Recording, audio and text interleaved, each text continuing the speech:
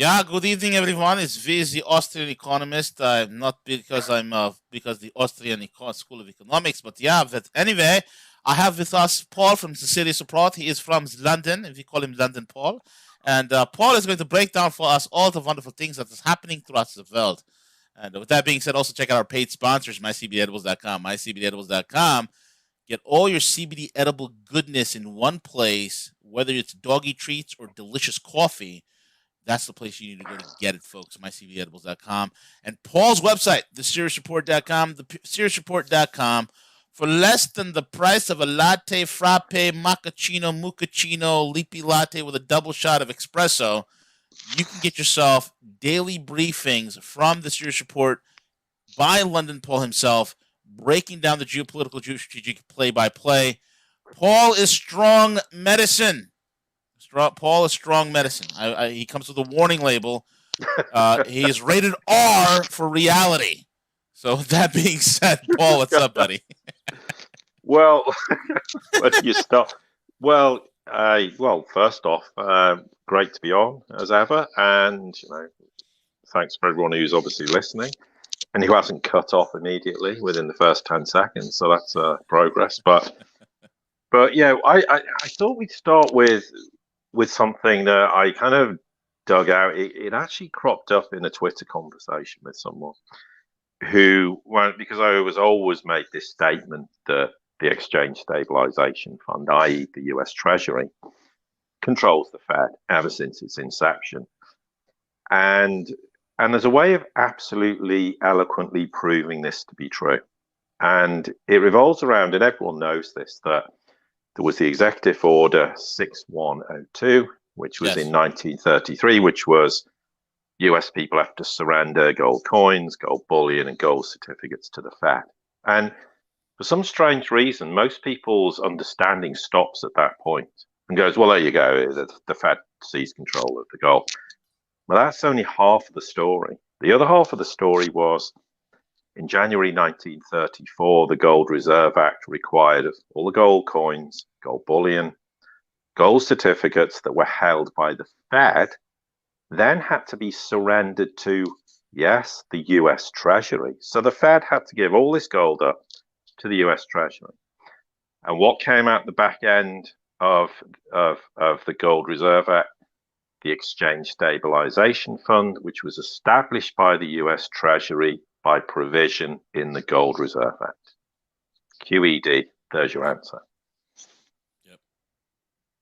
And it's worth doing this because too much of the alt media is full of all these stories about who controls the Fed and the Fed controls everything and we should shut down the Fed. Well, no.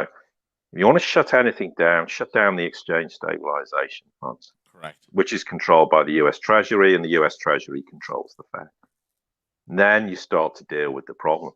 And here's the thing, how many people ever talk about the Exchange Stabilization Fund? Hardly any, Paul. You can count on one hand. Yeah. Well, and that's where if you want to start to understand the problems, I mean, everyone, okay, yeah, no one's disputing that the Federal Reserve plays a role, but the Federal Reserve is just a conduit for the US Treasury. So when the US Treasury wants something done, the Fed does it. And then, of course, last year, we suddenly had that awkward situation where basically the US Treasury and the Fed almost had to admit that they were in each other's back pocket, so to speak. And of course, everyone was going, well, this proves the point because Trump's now got control of the Fed. Well, no, it's not. It's the US Treasury since 1934 has controlled the Fed. Well, Trump did take control of the Fed. He also took control of the FBI, the CIA, the NSA. He also took control of NORAD. He took control of the entire Washington D.C. He's also taking control of everything because he's playing 20-dimensional chess, Paul. I don't think you got the memo. Yeah, and he's to such an extent. That's why we don't see much of Putin anymore because it melted his mind playing it. Oh, absolutely. You guys are wrong. You guys are just wrong, okay? but anyway, we're not here to dissect the reality that Biden, whether anyone likes it or not, is the US president and all the rest of it. He is the president of Exceptional Stand. Yes. That's the new name for America. It's Exceptional Stand. America's dead. and it's been officially been killed, and now the name is Exceptional Stan. And Exceptional Stan is possibly heading for some sort of a fissuring, of some sort of balkanization, which is occurring, which has been deeply seated, Paul. But I just wanted to clarify that we are now citizens of Exceptional Stan.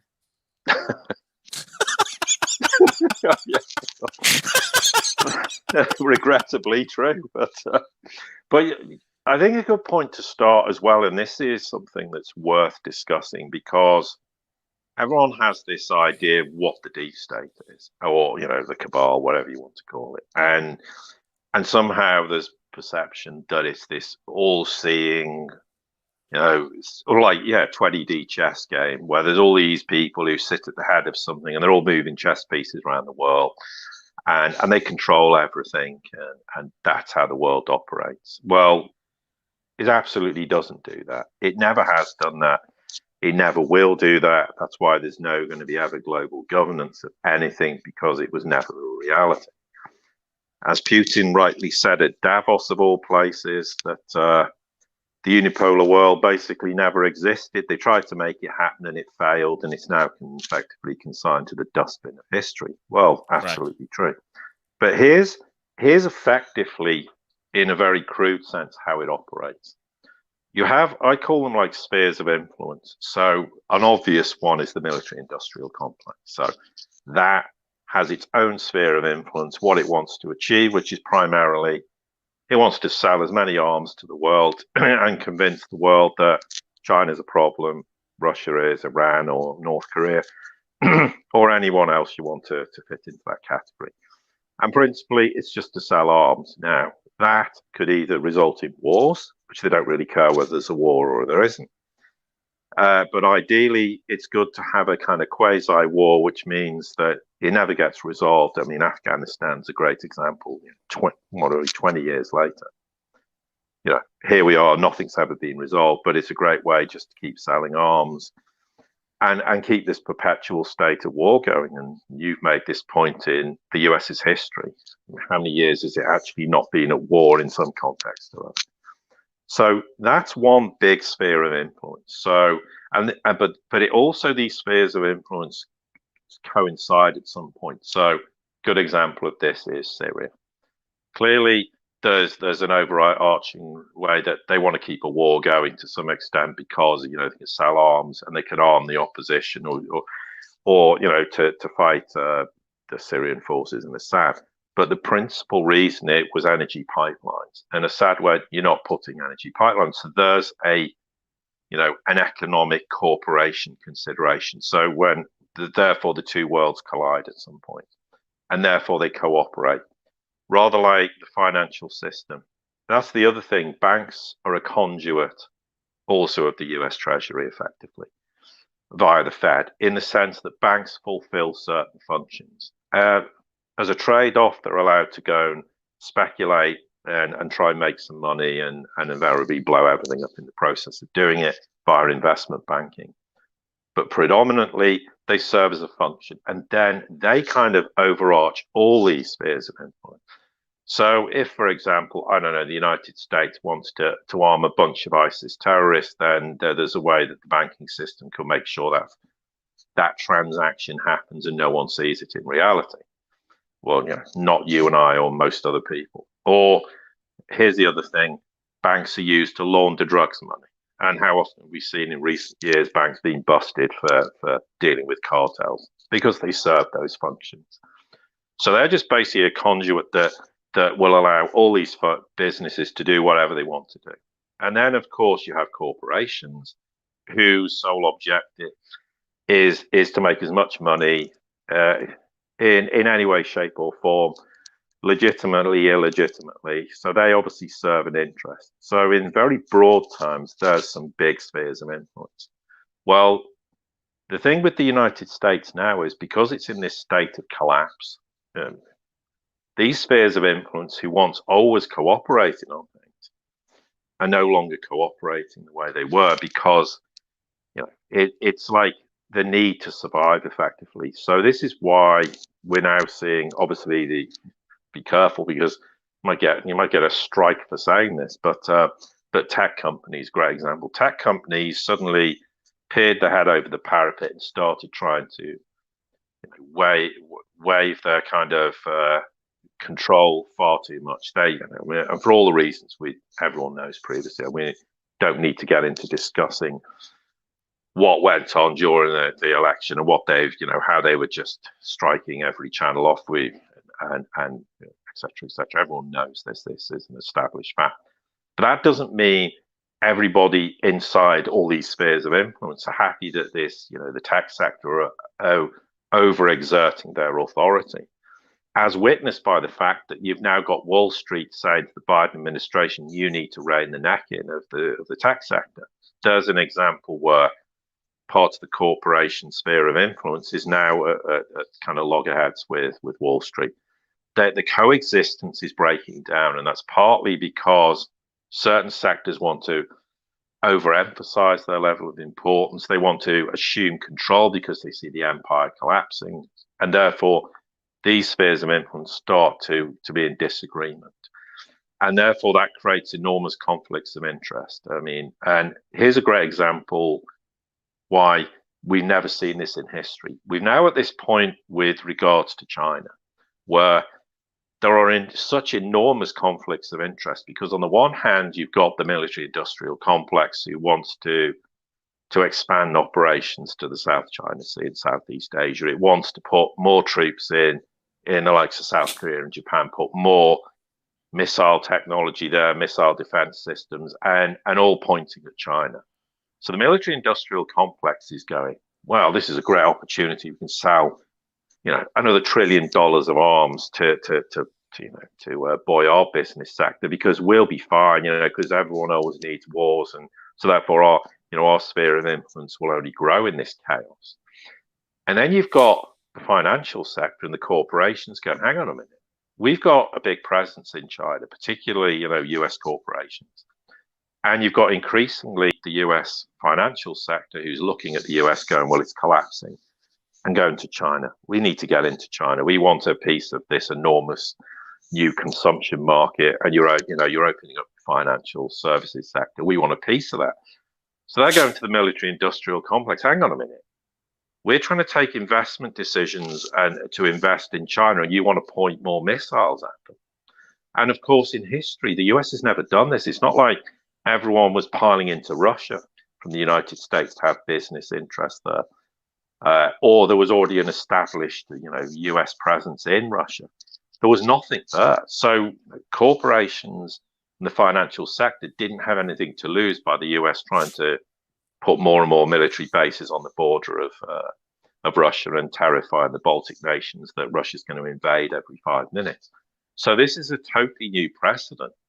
And the United States has now got conflicting interests between, the military-industrial complex who's just trying to do what it's always tried to do, and these other spheres of influence are going, hang on, we don't want this, because this is going to damage our investment prospects. Because let's face it, if the US starts pointing more and more missiles at China, the Chinese are going to probably say to the financial services, well, while this is going on, you're not going to invest in our markets.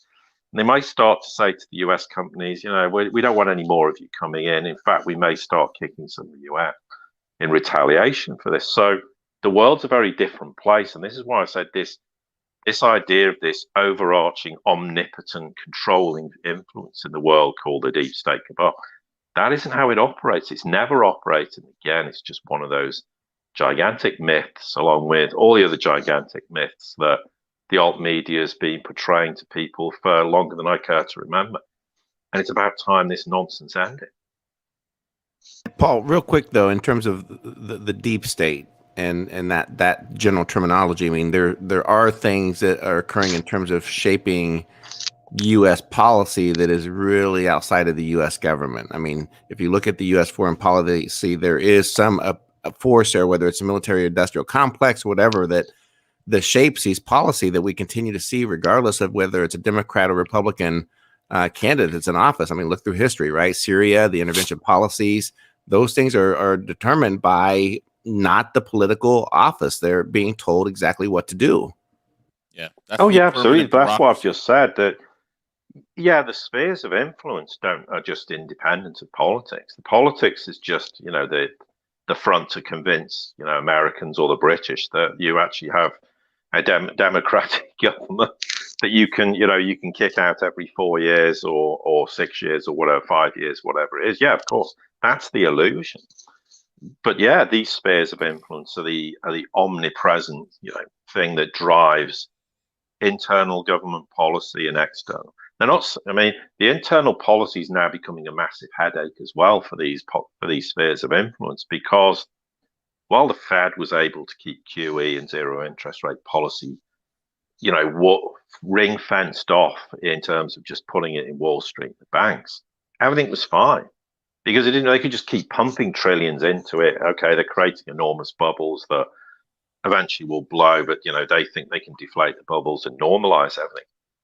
What happened when we had the pandemic? That was their absolutely worst nightmare, because suddenly they went, hang on, we don't want to do this, but now we're going to have to start pumping money into Main Street. We're going to have fiscal stimulus, which is going to be QE to infinity. As soon as you start pumping money into the real economy, then they start to have major problems, and that's when everything starts blowing up. You're going to end up with serious inflationary problems, and of course, all it's done is exacerbated the problem that there are people always go, oh, it's just affecting small businesses. It's not. It's affecting big corporations. Look at just the oil sector.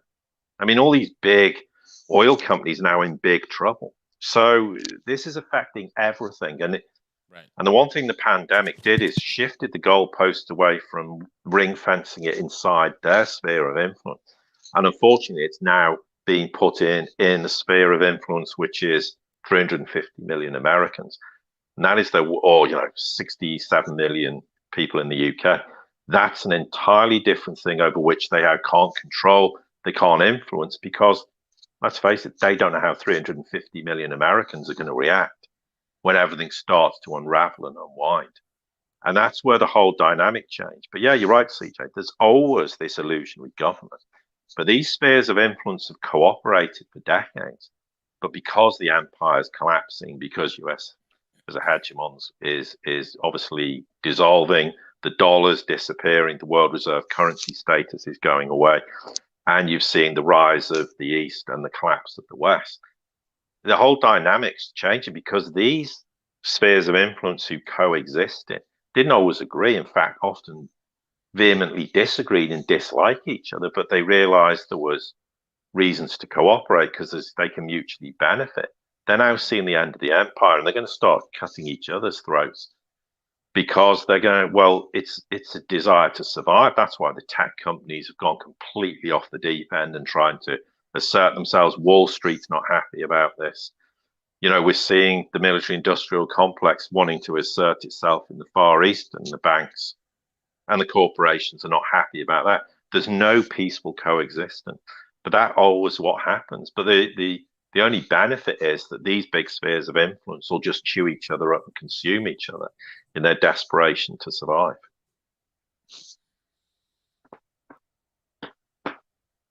And I love the fact that right now the veneer is off, Paul.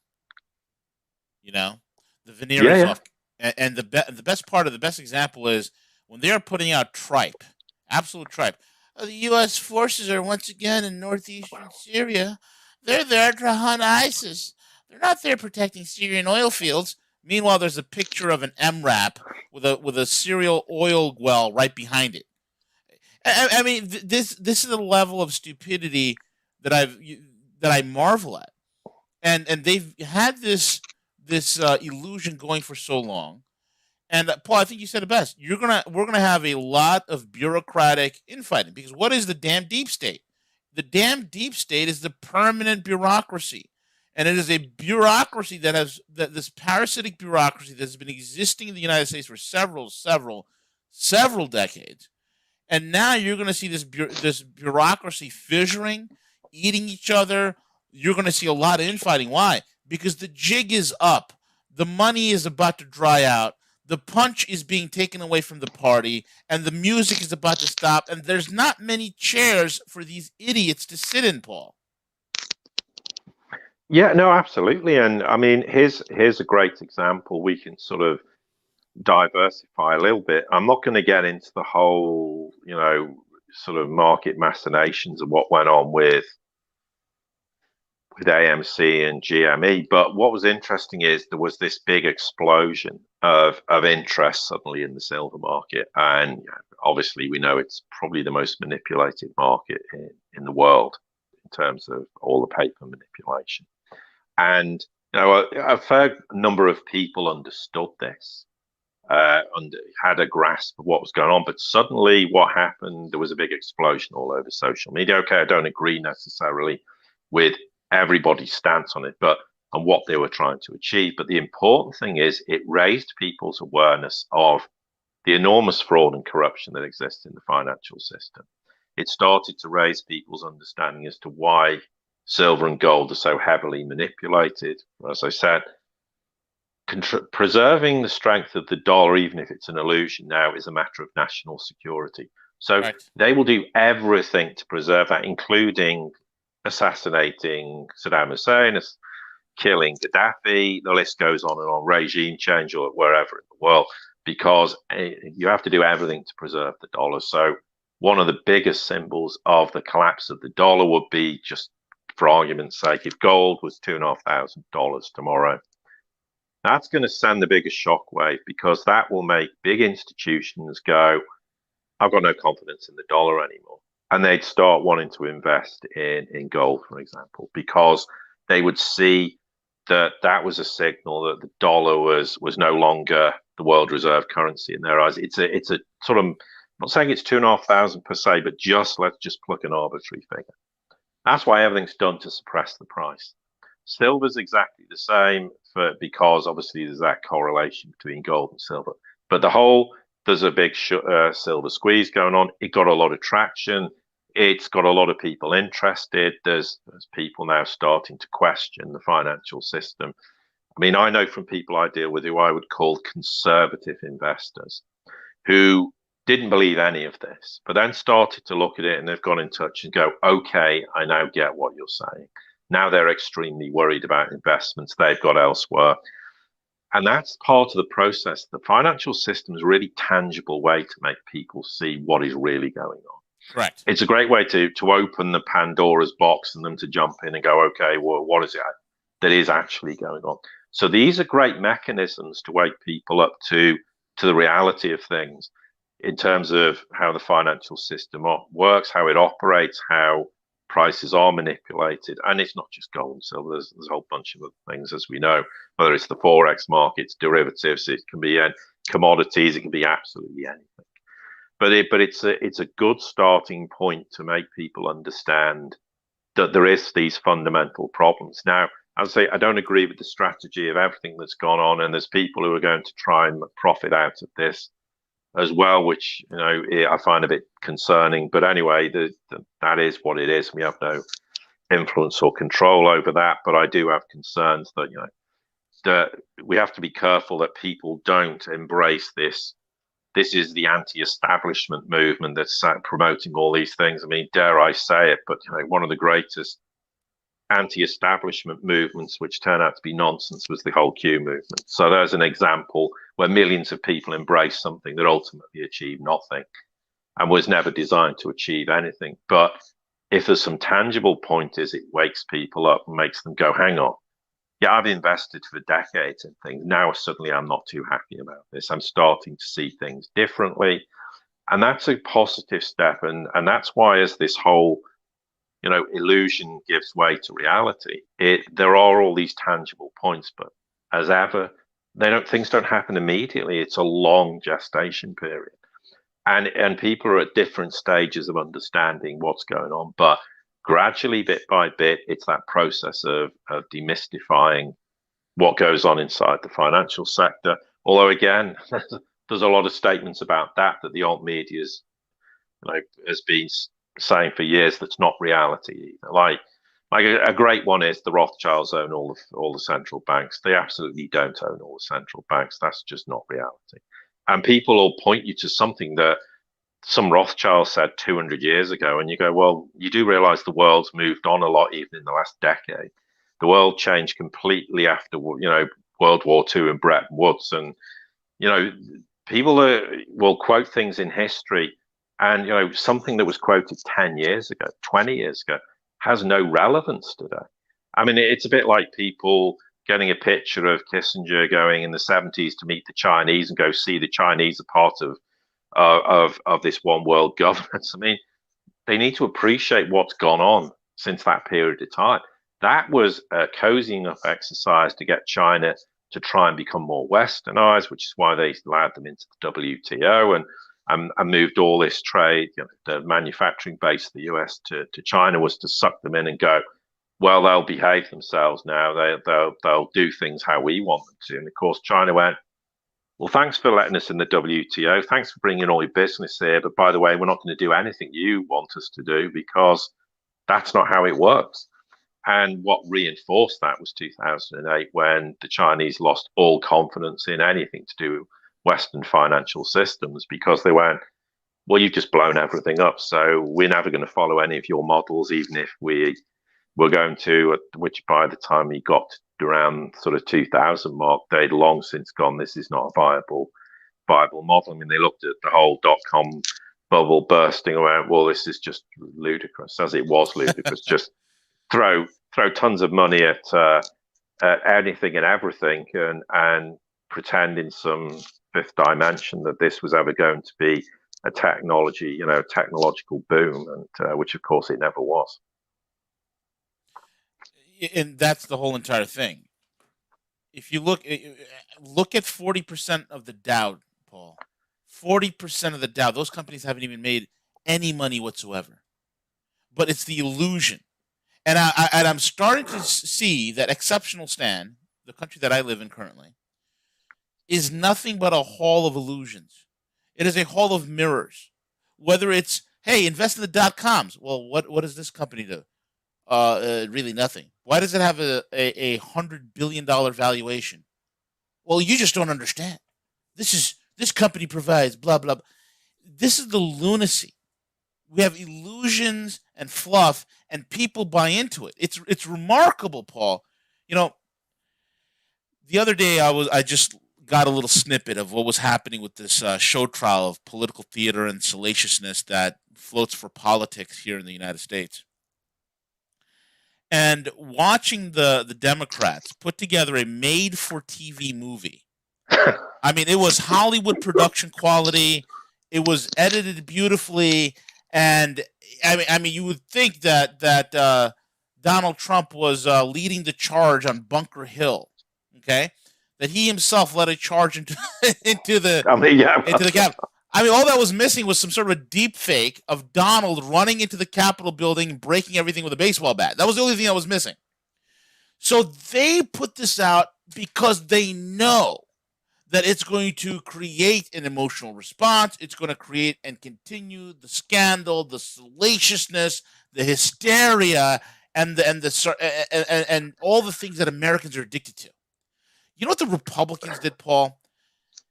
They are out there arguing the Constitution and law, and everybody fell asleep. Okay? People were more enthralled by the salaciousness of it all. And this is what we've become as a country. In the movie Gladiator, great movie, one of my favorites, it was said to Maximus that Rome is the mob, Maximus. Rome is the mob. And that is what we have here in the United States at this point. It is ridiculous. Nations that go this route, Paul, never survive. No, but I mean, well, first off, absolutely. I mean, this whole impeachment thing is as ludicrous as the first impeachment debacle with Trump. But it's a classic symptom of an empire, a nation that's collapsing, because it just becomes this almost farcical kind of mixture between kabuki theater, black comedy, for as it's referred to. It's just this kind of really ludicrous sort of way but the internal politics, it's good in one sense it's going this way, because it's making people go, hang on, this is an utter joke. It is an utter farce. It's utterly illusional. I mean, you make the point exactly where people are going, well, constitutionally, this is not acceptable. Well, we don't care about the Constitution. It's irrelevant. We're just going to have this show trial because we want to impeach Trump, and we know why they want to impeach Trump. So he can never. Not that I'm saying he will, and it's probably unlikely he will. He'd But be maybe he'll insane to stand. run again. He would Yeah, be yeah, insane. exactly. Yeah, I mean, it'd be You ludicrous. lose But $2 billion of your profit to do this. It's well, yeah, insane. it's pointless. But it's just for them to think, well, he'll never be able to stand for president ever again. So that's the motivation for doing it. No other reason. But you make the point. It is true that people are just want to hear salacious gossip. They like this, the intrigue. It's like, but it's the Hollywood mentality. It's why the Q thing works so well, because it plugs into people's Hollywood movie. It's the good guys against the bad guys, and the good guys are going to defeat the bad guys, and that's all the whole Q premise was. And people buy into it because it's part of the Hollywood culture of, well, the good guys will always prevail in the end in the movies. You don't. I mean, how often do you see Hollywood movies where the bad guys right at the end a triumph and the good guys are lying in dust in somewhere in there? It just doesn't happen. And so that's why that worked extremely well. But it's the same with too much of the alt media. It's salaciousness.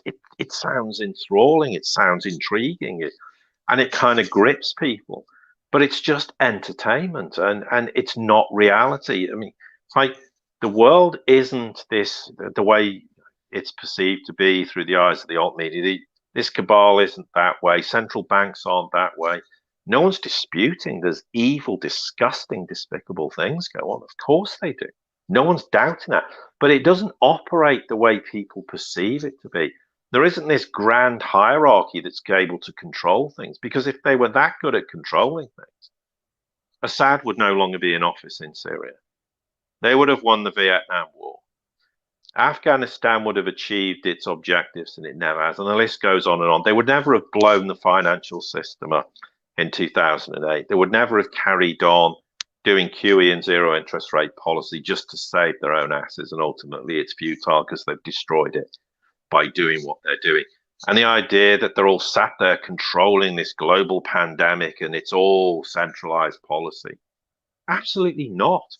People will seek to take advantage of situation and think they can profit from it. No one's disputing that. But that's not some overall, people sat there controlling global events. You can't control a small group of people in decision-making processes, because it's impossible. So what we're supposed to believe that the pandemic is, there's 200 nations and they're all playing the same game. And all the people who work in all these health services, work in all these hospitals, they've all been told to play the same game. No, you can't have that level of control and influence. You can have a gatekeeper into Syria that says, Mr. President, the intelligence agencies have discovered that Assad's massacring his people. There's genocide. He's killing children. He's gassing families. He's killing Kurds. He's doing all these things. And that's the gatekeeper.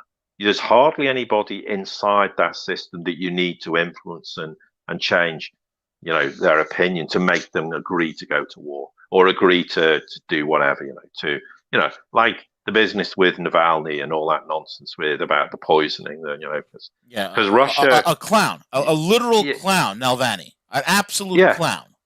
But it's a small gatekeeper that controls. It's the intelligence that convince all these politicians.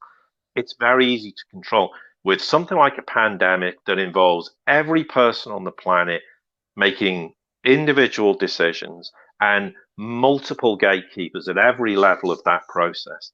There is no way anyone on this planet could control that many people. It's impossible. So that's why just alone, it wasn't planned. Yeah, I'm not saying that big farmers, rubbing their hands with glee, going, we can make enormous profits from this by issuing multiple vaccines, and there won't be people going, well, we've made a killing out of this with PPE equipment, etc., etc. No one's disputing. There are people trying to profit from it and will try to utilize this pandemic for their own gains. Of course, that happens. That's always happened in history. But that's a world away from this idea that there's some big overarching controlling influence. I mean, here's the thing. Why would China, Russia, and Iran play along with this if that was a reality anyway? They have no reason to. They're going to risk destroying their own economies, wrecking their own nations to allow the West to implement some some policy decision to put us all in proverbial chains for the rest of our lives. They're not going to do that. It's of no benefit to them.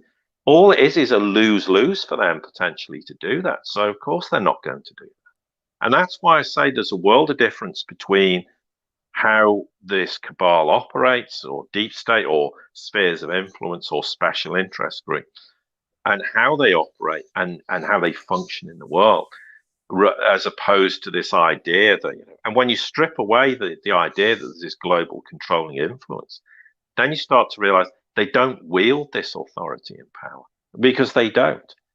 And that's why in the last 5 or 10 years, they failed hundreds of times to achieve objectives, predominantly because more and more the world's going, we're not going to tolerate this anymore. You've got the whole rise of the Eurasian multipolar world, and that axis is growing and expanding more and more outwards, from east to west, north to south. And therefore that poses an enormous challenge. And therefore it means that Western influences are not able to achieve their objectives the way they once did. I mean, Syria is a great example. They probably would have succeeded eventually if Russia hadn't gone in and said enough's enough and we're not going to allow you to do this anymore. As soon as Russia went in, then Iran went in because Syria wanted them to. That changed the goalposts. I mean, it completely made that the US was stuck in a quagmire there. But Paul, we killed the #1 terrorist in the world, which is Soleimani. We killed him.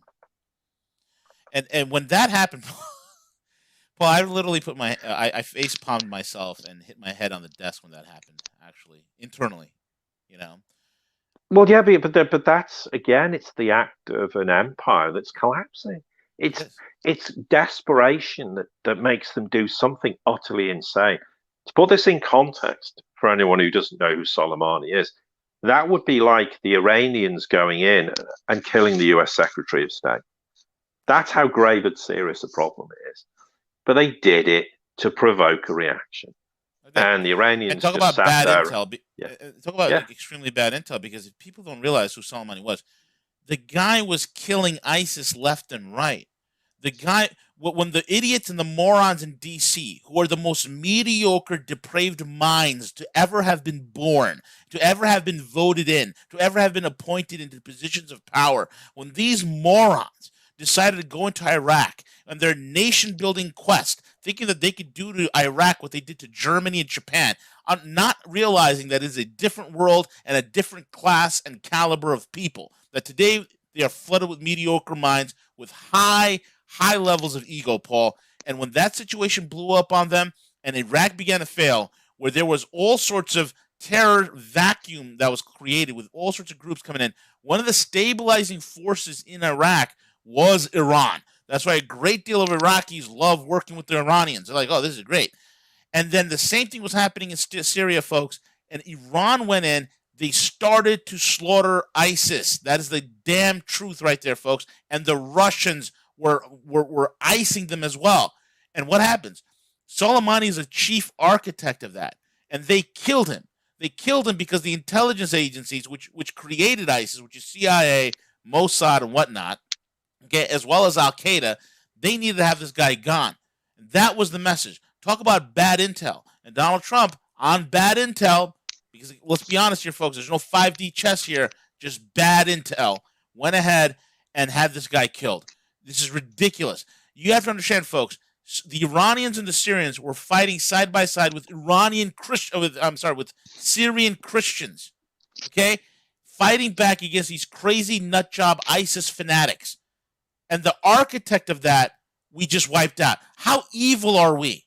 How evil are we? You can't do these things, folks, and expect the universe not to have an answer. Go ahead, Paul. Absolutely. And actually, you've raised a great point. We haven't talked about the worst sphere of influence in Western nations, the intelligence agencies. They are responsible, for the vast bulk of the problem. Why?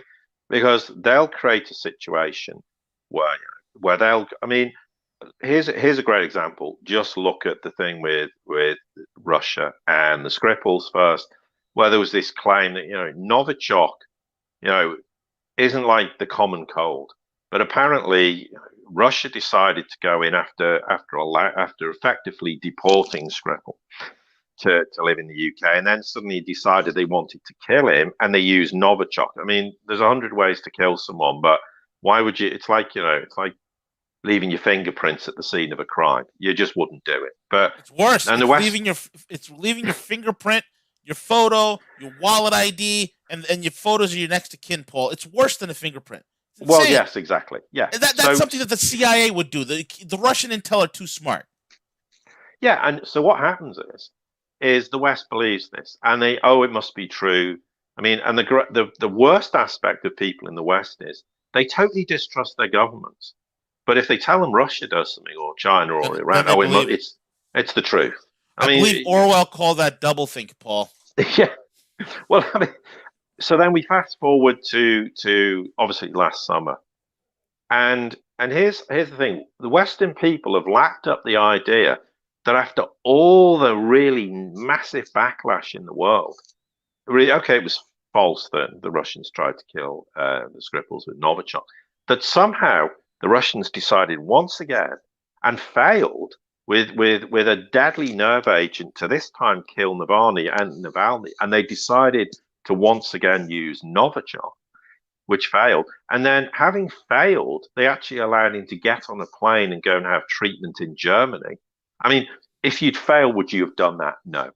I mean, it's just so nonsensical. And then you kind of get to the situation where suddenly what happens? The intelligence agencies concoct a complete load of nonsense about what went on.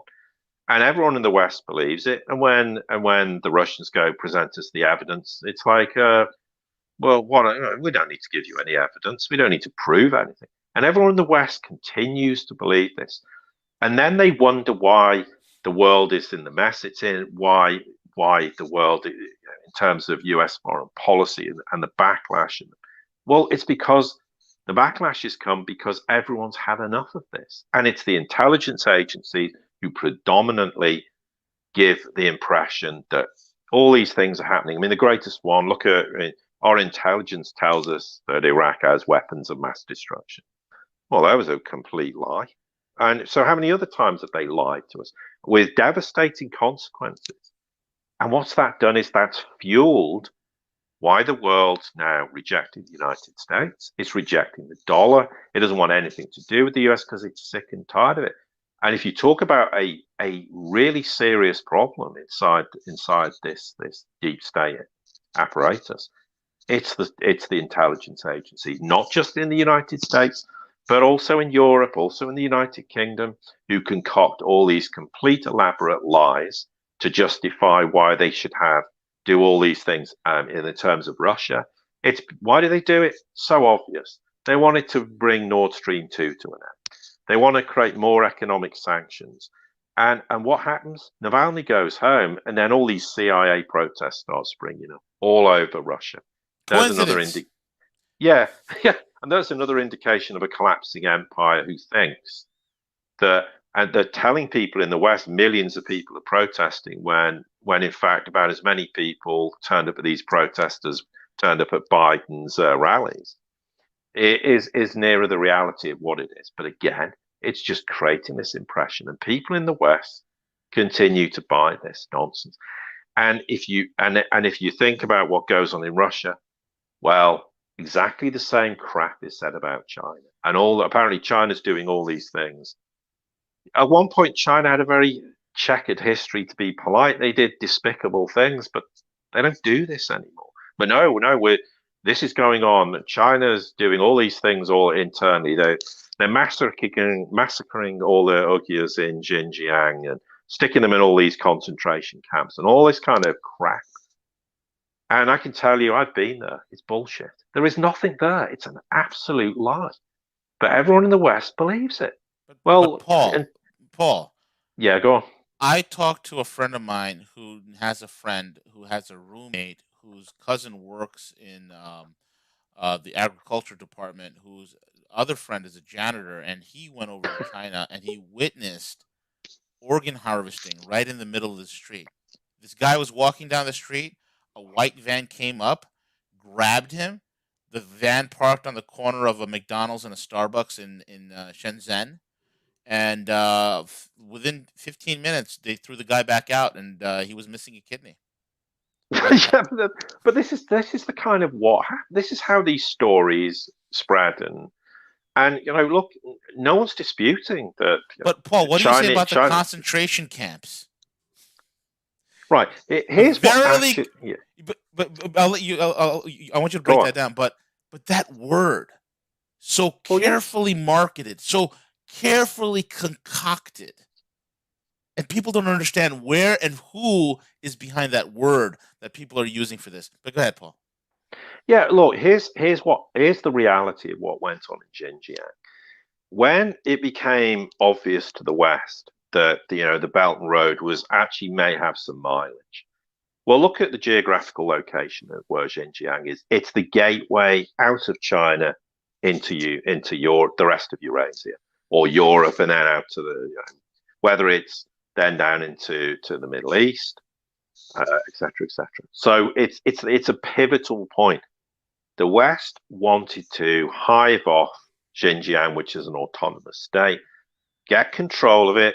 I mean, here's the funny thing. It's got enormous oil and gas reserves. I mean, that seems to figure quite prominently whenever the US wants to invade places. If they've got resources, they're all over it like, a fly is attracted to shit. I mean, so that's why they wanted to be in there. That's why they wanted to destabilize Xinjiang. So what did they do? They radicalized people in Xinjiang, a small group of them, who started committing acts of terrorism. Of course, unsurprisingly, the Chinese realized exactly what was going on. And they went, well, I don't think we want all these people committing acts of terrorism in Xinjiang, and neither did the people of Xinjiang. And they went, we want this dealt with. So China went in and dealt with the problem. And they've never had any terrorism since. Now, here's the big difference. All these people who were radicalized, rather than throwing them on the dustbin and chucking them in prison for like the rest of their lives or worse, they said, okay, what can we do? We need to de-radicalize these people. They need to be re-educated, hence not concentration camp. We need to change their attitude so they become normal functioning people in society so they can go back out, live, and grow and develop in this area, in this region. That's precisely what they did. And the other thing is, the truth's borne out. In the last decade, 20 years, there's more mosques appeared in Xinjiang. The population of the Uyghurs is growing enormously in the last 20 years. So the idea that they're massacring them all, killing them all, and doing all these things wait a minute, Paul. just doesn't bear any relation to reality. Paul, did you just say that there are more mosques in the Uyghur province than any time before? Yes. Did you just say that the population of the Uyghurs, who are being not only turned into lampshades, Paul, in these concentration camps, but I hear stories that their bones are used for furniture, and that Xi Jinping has an entire a mansion in the Forbidden City that's been furnished by the bones of Uyghurs? Is that so? You're telling me that's not true? There you go. Yeah, but you know what? I don't doubt somewhere someone said this. So look, at the end of the day, it makes no difference to me to we're just here to report what goes on in the world. I have no vested interest in any political party. I'm only saying this is how the world's unfolding. This is what's changing, and we need to be aware of this. So if China was doing this, I'm not going to say China isn't actually doing it when they are doing it. But let's face it, in March 2018, I said, you're going to see the biggest anti-propaganda campaign against the Chinese that's ever been committed against any nation in history. Oh, yeah. 1,000%. And it was obvious. You knew what was coming. Why? Because China's the ascendant, power, so to speak, as far as the West is concerned. Part of the Eurasian axis, the multipolar world. They see China as a threat, and if you're not on our side, you're against us. So therefore, we're going to do everything to demonize China in the eyes of the world. Because here's the thing. When all these attacks were going on in Xinjiang and in the immediate aftermath, why was the US not complaining at that time that all these Uyghurs were stuck in concentration camps? Why did it take them till 2018-19 to suddenly come out with, with all this amazing propaganda exercise in telling us about how all these hideous things were happening. Why wasn't it a problem years ago? It's a bit like the same thing where, they didn't have a problem with Gaddafi in Libya until suddenly he's a problem because they say he's a problem. Or the same with Saddam Hussein. He's not a problem until we say he's a problem. And it's the same kind of idea anywhere in the world. When the US suddenly decides someone's a problem, then they're going to tell the whole world it's a problem. But here's the thing. Your own pseudo governments lie to you in Western nations on a daily basis about everything. Well, if they're prepared to lie to your own people, why are they going to tell you even the remotest grain of truth about adversaries in the world? When you think that they reserve their, all they're telling the truth about everything on adversaries, but meanwhile they lie to you about everything in your own nation. So I think people need to take a step back. And that's one of the biggest failings with the Trump administration. It's cultivated this attitude inside a lot of Trump supporters that China's the arch enemy. China's trying to take over America. China's trying to do this. China's trying to do that. It's absolute nonsense. China, wouldn't want to take control of America and never could do it anyway. What are they going to do? Land on the on the West Coast and invade America? I mean, this is just not reality. Yeah, there's a problem with regards to Chinese investment inside America, but that's been there for decades. Again, when the Trump administration took over, why weren't they castigating China? Why did they, get Xi Jinping to go to Florida, and he was wined and dined and treated like royalty by the Trump administration in 2017? But then suddenly, they were the arch enemy. Well, I'll tell you why, Paul. Here's the funny thing: in the absolute backwards, psychotic, schizophrenic, disgusting cesspool that we call Washington, D.C., I hate with such passion American politicians. I hate 99.99% of them. The problem with us, they're all damn lawyers. That's the problem. And here's what I'm trying to say. The Democrats are obsessed with Russia, and the Republicans are obsessed with China. And that's the modality that we're facing. This way, nothing gets done. There's no deals that can be done with China. There's no deals that can be done with Russia. Why? Because we've literally handcuffed ourselves. Most Americans don't realize that there would not have been a 1776 if it were not for the Russians.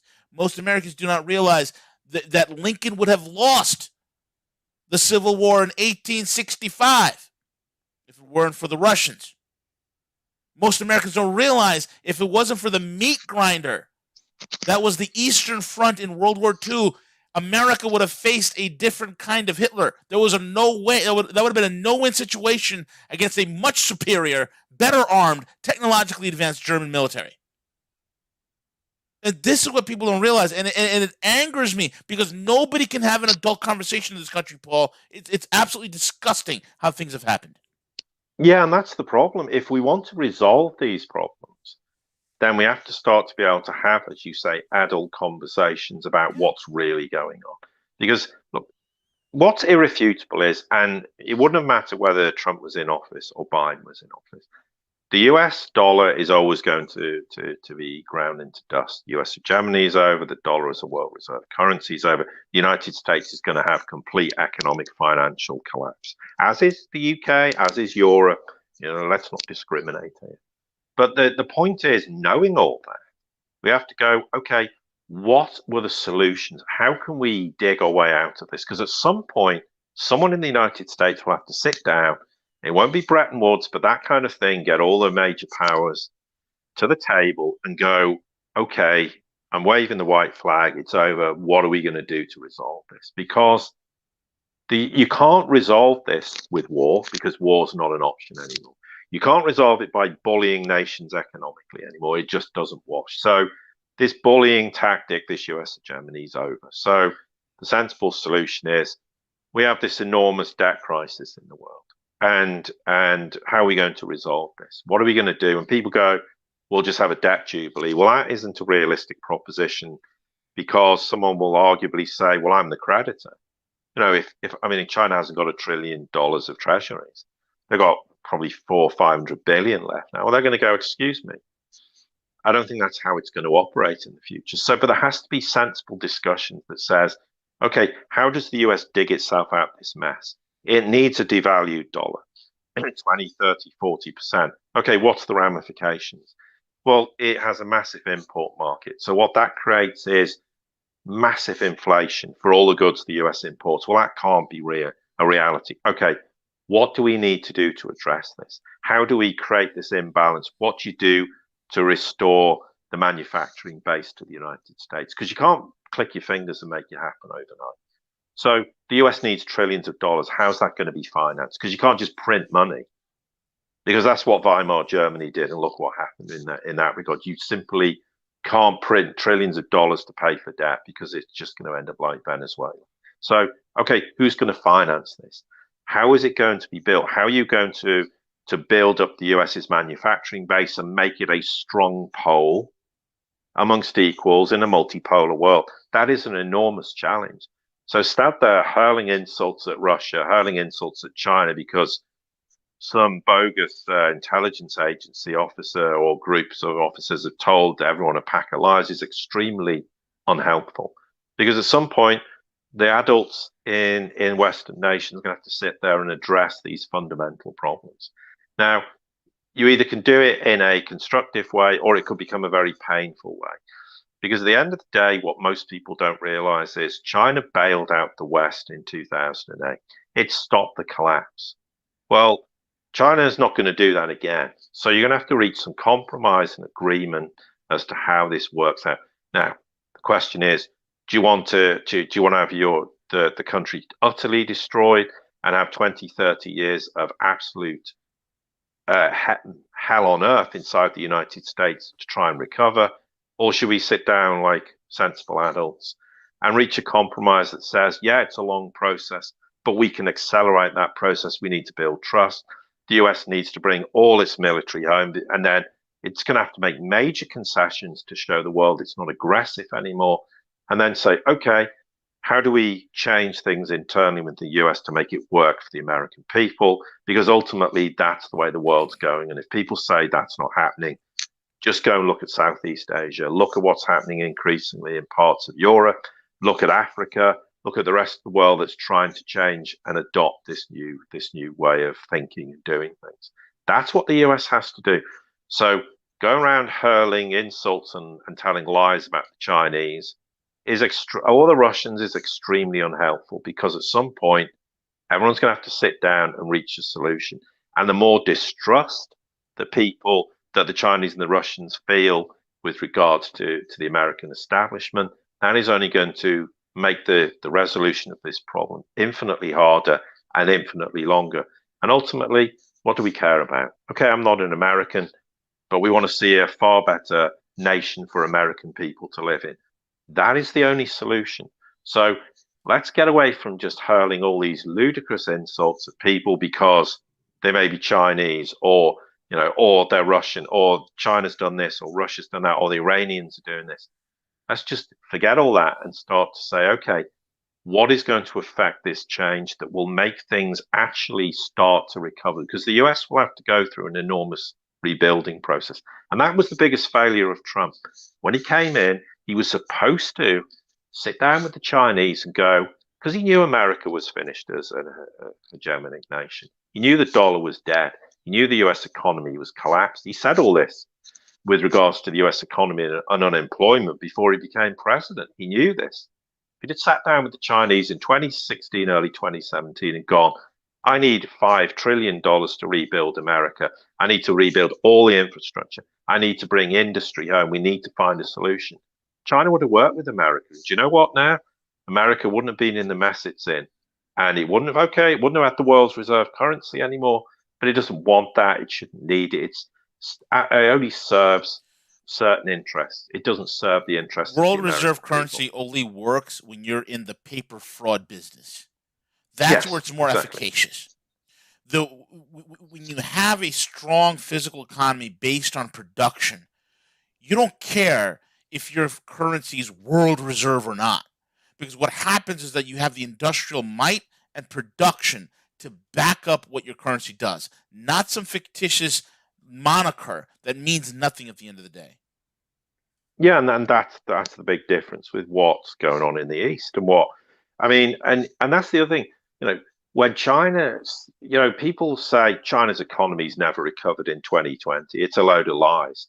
Well, maybe you need to go and tell the European Union, who've confirmed all the statistics between the EU and China trade, and it all marries up and works perfectly in sync because it's the truth. Yep, China's absolutely economy right. rapidly recovered. China's nation's perfectly normal now. It is. They had about 4 to 6 weeks of utter lockdown, which people in the West would find abhorrent. Okay, fair enough. But they all have a normal life now. Their economies switched back on. No Everything's masks. They're working. walking around with no Yeah, masks. yeah. People can have a perfectly normal life there now. I mean, it's like they had before Christmas. They have the Chinese holiday. 150 million Chinese people left China and went on holiday. Probably 500-600 million people, not billion, went and traveled all around China and visited their families. Yep. No problems. You can do exactly what you like.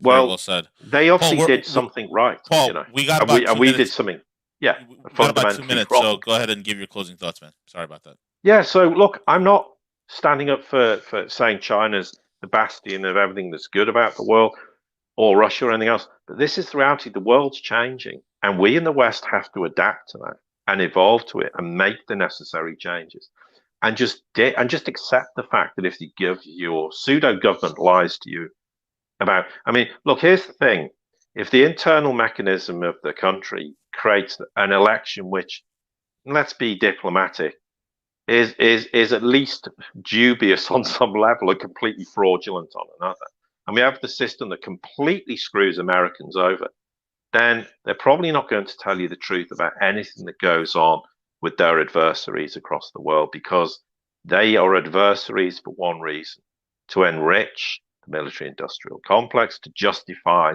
spending 750 or 800 billion dollars a year on the military, instead of, guess what, investing in the American people. Let's see American people challenge their Congress and go, we'd like you to spend the money internally in the country and do what's right for the American people, instead of going around the world telling us a bunch of lies. Yep. To spend a load of money which actually is of no benefit to the American nation or the American people, and enriches the military industrial complex. You can't be It's as simple as mad that. when your country blows $37 trillion in foreign wars and they have nothing left for you. You can't be mad. You could only blame yourself because you bought into the bullshit. And with that being Exactly said, true. Yeah. With that being said, Paul, thank you for being on, folks. Thank you for listening in. Again, the website is theseriousreport.com, theseriousreport.com. For less than the price of a grande, flappuccino, macchiato, muccino with a double shot of espresso, you can get yourself a daily report and a daily dose of Paul. It's rated R for reality, folks. So with that being said, we're over and out. Take it away, CJ.